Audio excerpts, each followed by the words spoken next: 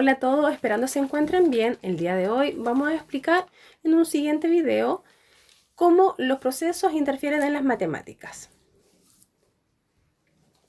y cómo se relacionan. Primero, sensación es la capacidad pasiva de recibir estímulos a través de los sentidos. Percepción incluye el procesamiento e integra las sensaciones generando conciencia. La sensación es aquella respuesta inmediata a los receptores sensitivos. Y la percepción integra todas aquellas sensaciones en el sistema nervioso central, generando conciencia. Es por esto que cuando hay una resolución de problema, se genera una sensación luego, ¿cierto? Recibo y luego inmediatamente esas sensaciones generan conciencia en el alumno. Vamos a prestar atención a la siguiente historia. Imagina que vas por un parque y te encuentras una estatua. La observas y te hace la siguiente pregunta. ¿Qué pasaría si la estatua tuviese cerebro? Sigo caminando y encuentro una varita mágica y en un papel me dicen que puedo pedir solo un deseo y que luego de esto la varita va a quedar inhabilitada. Vamos a esperar unos segundos, ¿cierto? Y pido que la estatua tenga un cerebro propio. Ahora les dejo la interrogante para que continuemos. ¿Qué pasaría si la estatua tuviese un cerebro propio? El cerebro necesita dos recetas, ¿cierto? Las siguientes recetas serían, en primer lugar, necesita de sentido. El olfato, el gusto, el tacto, la audición. Y en segundo lugar, interpreto todo aquello que siento y le doy sentido. Ambas cosas son materia prima. Una se complementa de la otra. Si no existe una, no se genera lo otro, y viceversa. Dejo a continuación a mis compañeras para que hablen de los siguientes procesos. Nos vemos en un siguiente video. Hola chicos, esperando se encuentren bien y continuando con la presentación de lo que les contaba mi compañera Natalie, yo les voy a contar cómo interfiere atención, concentración y memoria en las matemáticas. La atención es la capacidad de seleccionar la información recibida a través de los sentidos y que nos permite dirigir y controlar los procesos mentales. Continuando con la atención, esta consta de 3 etapas. La primera etapa está estimulada a través del interés, la curiosidad o la admiración. En la segunda etapa, el entusiasmo se mantiene por un periodo más largo de tiempo, aunque se haya perdido la referencia del objetivo final. Y en la tercera etapa, aparece nuevamente la atención espontánea al haber dominado lo aprendido. En cuanto a la concentración, es la capacidad de mantener la atención focalizada sobre un objetivo o la tarea que estemos realizando. La memoria nos permite al organismo codificar, almacenar y recuperar la información del pasado, que surge como resultado de las conexiones sinápticas repetitivas entre las neuronas, lo que crea redes neuronales. Tenemos dos tipos de memoria, la memoria a corto plazo y memoria a largo plazo. Conocida como memoria primaria o memoria activa, la memoria a corto plazo es la capacidad para mantener en mente de forma activa una pequeña cantidad de información, de forma que se encuentre inmediatamente disponible durante un corto periodo de tiempo. Aquí tenemos de ejemplo a Dory. Y la memoria a largo plazo, llamada memoria inactiva o memoria secundaria, es un tipo de memoria que almacena recuerdos por un plazo de tiempo mayor a 6 meses, sin que se le presuponga límite alguno de capacidad o duración. Bueno, ¿y cómo se relacionan estos procesos juntos en las matemáticas? Por ejemplo, en una adición, en una sustracción, en un problema simple, en un problema complejo, etc. La atención-concentración realizaría una especie de extracción de los elementos que en un momento dado tomamos en cuenta como más relevante en una situación específica. Y la memoria se encargaría de decodificar, almacenar y recuperar la información. Por ejemplo, las operatorias básicas las decodificamos y las almacenamos en la memoria a largo plazo, ya que las recuperamos cuando las necesitamos o las requerimos. A continuación, mi compañera Sandra les seguirá contando sobre los procesos en las matemáticas. Continuando con los procesos cognitivos superiores, son aquellos que se dan de manera consciente, se dan después de los procesos cognitivos básicos y requieren de un esfuerzo mayor para llevarse a cabo. Los procesos cognitivos superiores constan del pensamiento, la inteligencia y del lenguaje. En cuanto al pensamiento, podemos decir que es la capacidad que tiene el ser humano de razonar. Tiene que ver con la toma de decisiones y con la resolución de conflictos. En cuanto a la inteligencia, podemos decir que es uno de los conceptos más estudiados en el ámbito de la psicología y se ha llegado a la conclusión de la existencia de las inteligencias múltiples desde la teoría de Gardner. Y se podría decir que tenemos alguna inteligencia más desarrollada que otra. En cuanto al lenguaje, podemos decir que es la capacidad de poder expresar y dar a conocer ideas. ¿Ya? Surge el lenguaje como un sistema simbólico que organiza al pensamiento.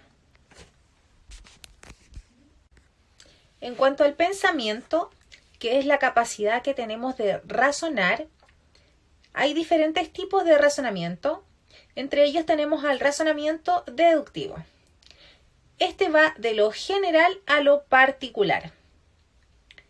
Veamos un ejemplo. Si decimos que los perros ladran y luego decimos que Hulk es un perro, tenemos como conclusión que Hulk ladra. En cuanto al razonamiento inductivo, es todo lo contrario. Va de lo particular a lo general. Demos un ejemplo.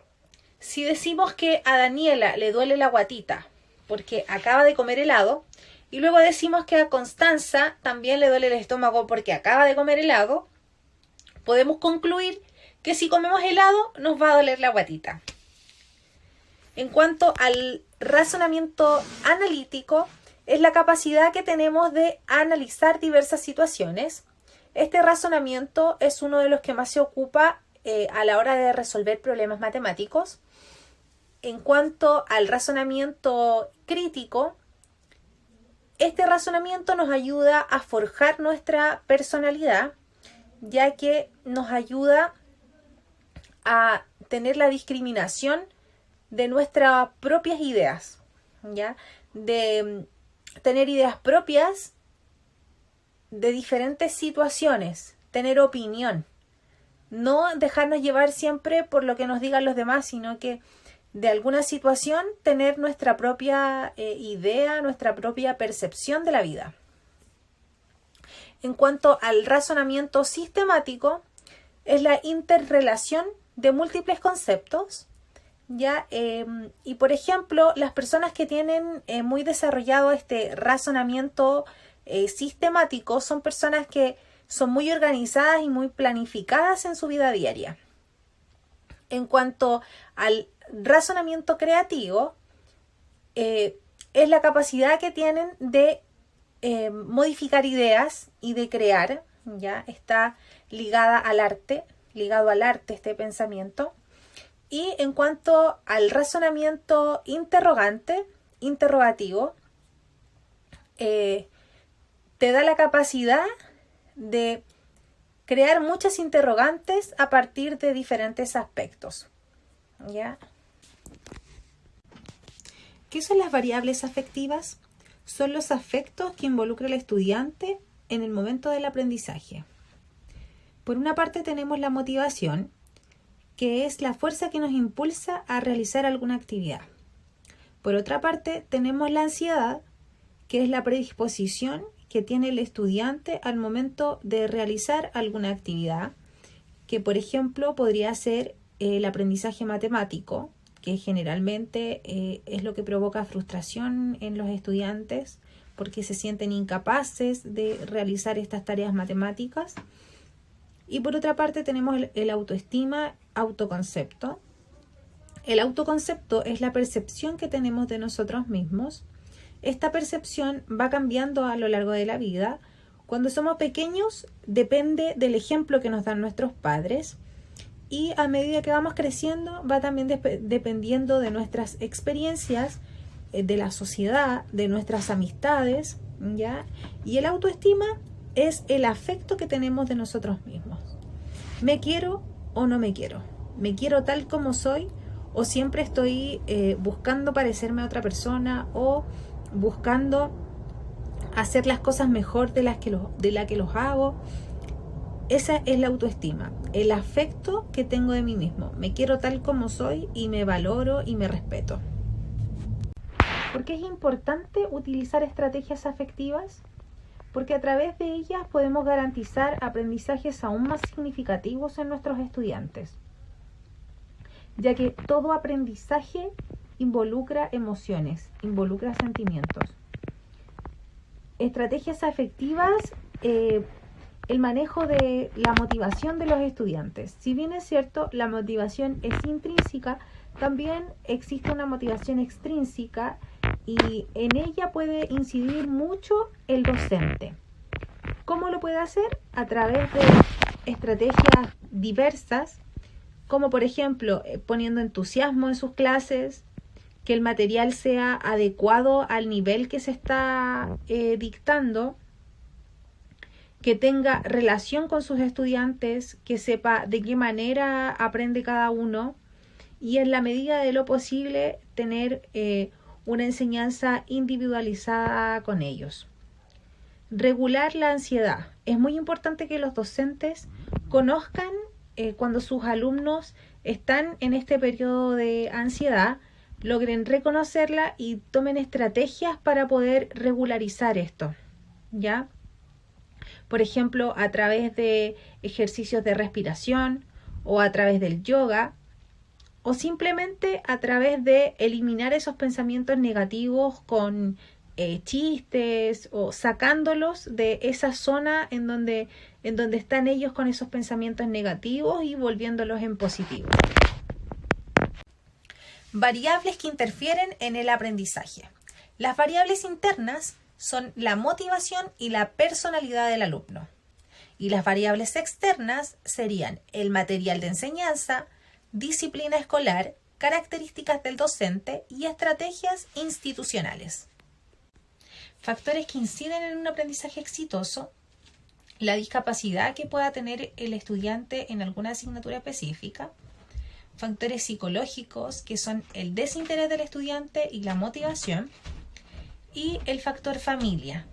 Es muy importante que la familia se vea involucrada en el proceso de enseñanza-aprendizaje de los estudiantes para poder garantizar un aprendizaje exitoso. Es muy importante que estas tres áreas estén desarrolladas dentro del proceso de enseñanza-aprendizaje de los estudiantes. Es así como terminamos nuestra presentación.